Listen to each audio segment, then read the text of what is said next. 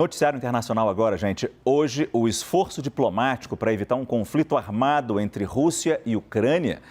Esse esforço partiu de Moscou. Numa conversa televisionada, o ministro das Relações Exteriores da Rússia apareceu sugerindo que o presidente Vladimir Putin continuasse com o caminho diplomático para a solução da crise. Os Estados Unidos seguem reforçando o contingente militar dos aliados no leste europeu. A gente vai direto para Nova York saber das últimas informações com a nossa correspondente Mariana Jangiacomo. Mariana, boa noite. Começando com essa conversa entre o chanceler russo e o presidente Putin. O que isso indica? Oi, Márcio, boa noite a todos.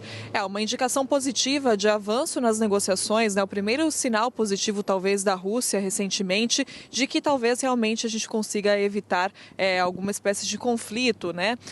Os russos ainda não responderam formalmente aquelas cartas enviadas pelos Estados Unidos e pela OTAN com a contraproposta às demandas do governo russo. Só tinham dado indicações até agora de que não estavam contentes com o conteúdo daquelas cartas, nesse vídeo que você comentou, Márcio, que você citou, o ministro de Relações Exteriores, Sergei Lavrov, aparece conversando com Vladimir Putin. O Putin pergunta a ele: você acha que existe alguma chance de conseguirmos chegar a algum acordo visando os nossos interesses? Ou a gente só está sendo, os países só estão levando a gente para discussões infinitas que não vão chegar a nada?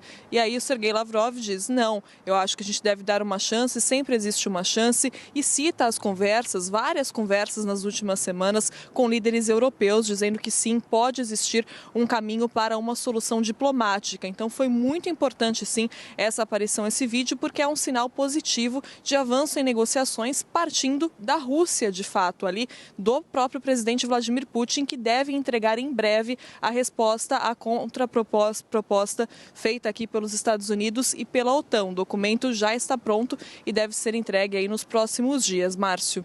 Agora, Mariana, do outro lado, os ministros das finanças do G7, o grupo das 7 maiores economias do mundo, alertaram a Rússia que uma eventual invasão à Ucrânia terá enormes consequências econômicas. Qual o saldo dessa reunião do G7, especialmente dessa pressão?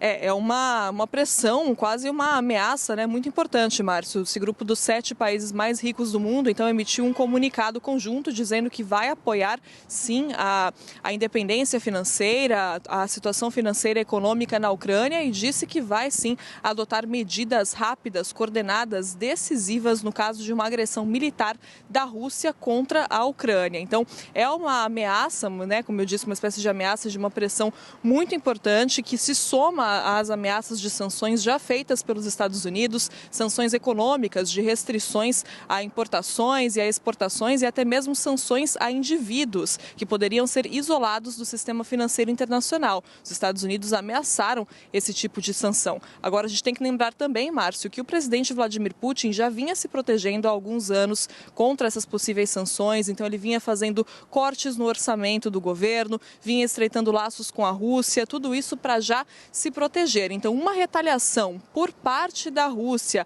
a essas sanções poderia ser também muito prejudicial para a economia do mundo todo. Lembrando da dependência que a Europa tem, por exemplo, do gás natural da Rússia, né? Então, por isso, essas consequências econômicas podem sim ser muito grandes. Esse conflito no leste europeu, a gente já vê, na verdade, né, as consequências, por exemplo, no preço dos combustíveis. Agora, esse comunicado do G7 hoje acrescenta mais uma camada de pressão ali a Vladimir Putin, com certeza, Márcio. E Mariana, além desse recado do G7, teve também declaração do Pentágono de o quê? Agora há pouco, né?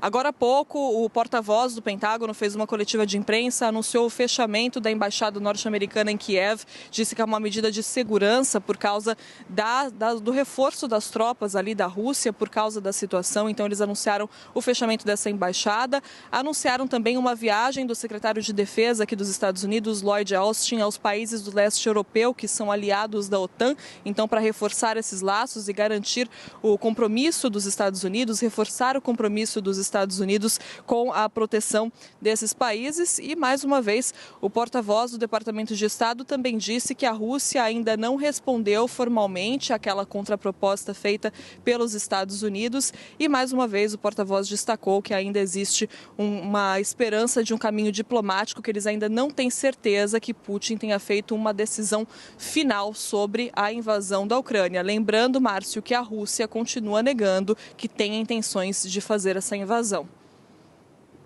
Mariana Jangiacomo falando ao vivo de Nova York. Muito obrigado, Mariana Jangiacomo.